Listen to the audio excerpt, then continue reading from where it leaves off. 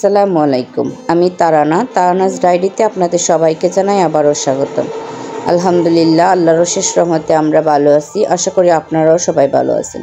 2 সপ্তাহ আগে আপনাদের সাথে আমার একটা ডিডক্স ড্রিঙ্কের শেয়ার করেছিলাম। তো আজকে আমি এটা সম্পূর্ণরূপে আপনাদেরকে তৈরি করার পদ্ধতি সহ দেখিয়ে দেব। ইনশাল্লাহ খেয়ে আপনারাও উপকৃত হবেন, আমি যেভাবে উপকৃত হয়েছি। তো এটা তৈরি করার জন্য আমার লাগবে দারচিনি, লাগবে জোয়ান, মৌরি, জিরা এবং রাঁধুনি। আমি সবগুলো সম পরিমাণে নিয়েছি।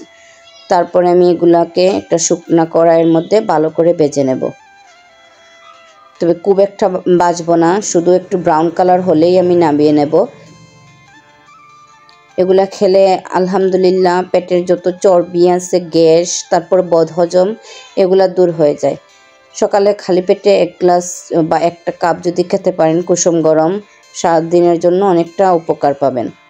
তো এগুলো আমি ভালো করে ভেজে ঠান্ডা করে নিলাম। তারপর এটা আমি ব্লেন্ডারে ভালো করে গুঁড়ো করে নিয়েছিলাম।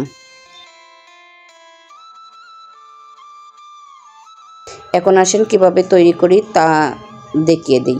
আমি এই জায়গায় 1.5 কাপের মতো পানি দিয়েছিলাম।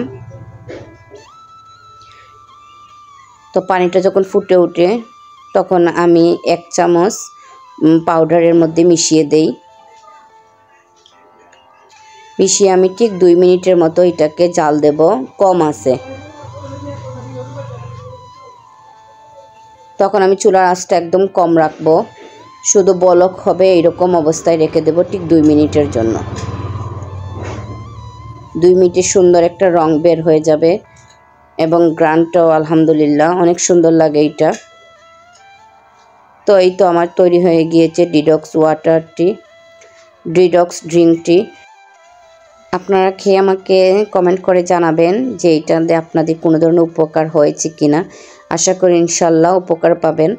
তো নতুন আরেকটা ভিডিও দেখার আশায় আজকের মতো আল্লাহ হাফিজ, আসসালামু আলাইকুম।